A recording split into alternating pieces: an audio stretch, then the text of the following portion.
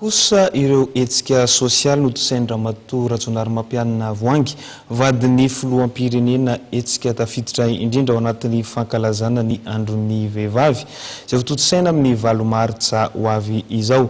Isan'izany ary ny fanolorana milina fanjairana ireo mpanjaitra ao amin'ny tsenan'Ambodiny Sotry sy etsy Andravoahangy tsena ary tsy adino ihany koa ireo voafonja nandritra izany.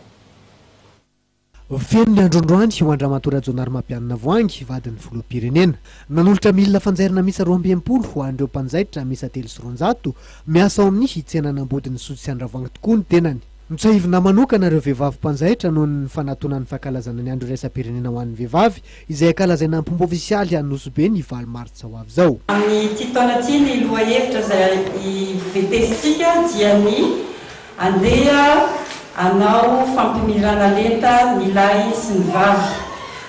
Tsy ho tratra nefa izany tanjona izany raha tsy miainga amin'ny fiainantsika andavanandro ka dia izany no nampirisika anay hanampy ny rahavavy ahafahany mahaleo tena eo amin'ny fiainana andavanandro izay ihany koa no nahatonga anay hanolotra ireto masinina foudre ireto mba ahafahanareo mahazo izay fahaleovantena izay izay entiny eo amin'ny ankohonany ary hitatra eo amin'ny fiarahamonina ary mazava ho azy dia ho tonga ho fampandrosoana ho an'ny firenentsika. Ny toto-tsaina aty amin'ny lampam-panjakana aty Ambotsiratra moa ny fanomezana.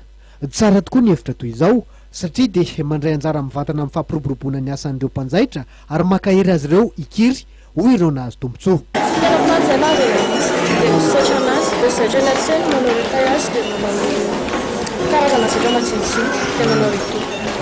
Dia mety haingana tokoa ve mety tombo fampifarana zany? Ie, haingana satria raha nisy fanampiana dia haingana ilay izy. Mety ampitombo volamitra ilay izy satria efa nahazo fanampiana tamin'izay. Tsy adino Ramatoa Rajaonary Mampianina Voangy ihany koa ireo voafonja ao Antanimora nanolotra vary 20 gony voamaina 9 gony an'ireo voafonja misa 350 sy 340 ao Antanimora ny tenany. Etsy andanin'izany dia nanolotra t-shirt 8 Martsa misa 20 sy 300 ihany koa ny tenany ho an'ireo vehivavy voafonja. Nahazo lovia misa 330 carton ihany koa ireo vehivavy mpiandry fonja ao Antanimora. Dia iny fanedidy indray ry mpijery ajaina no manakatona ny fotoana ny vaovaontsika tamin'ity androany ity. Soranay ianao tany atokantrano tany tsy nisaraka tamin'ny fahitalavitra AMA-TV fa nanaraka hatramin'ny farany fotoanan'ny vaovao. Mame fotoana anao eto indray ary sampana fampalalam-baovany fahitalavitra AMA-TV eo amin'ny rahampitso indray. Veloma tompoko lahy, veloma tompoko vavy.